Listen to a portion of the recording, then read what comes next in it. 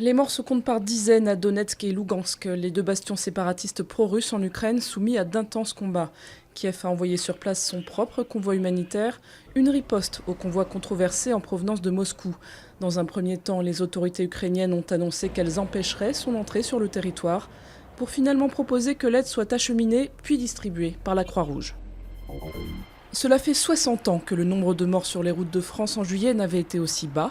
304 tués, c'est une quarantaine de moins que l'an passé à la même période particulièrement accidentogène. Une bonne nouvelle toutefois à relativiser. Les 6 premiers mois de 2014 ont vu une hausse continue de la mortalité routière dans l'Hexagone avec plus de 1800 décès, soit une hausse de plus de 4% par rapport à 2013. Luis Suarez va enfin pouvoir s'entraîner avec ses nouveaux équipiers du FC Barcelone.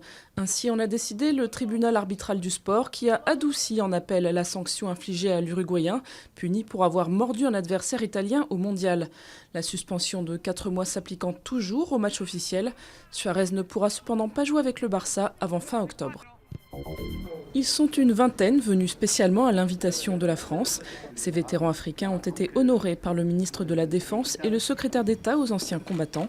Ils sont là à l'occasion des cérémonies commémorant le 70e anniversaire du débarquement de Provence.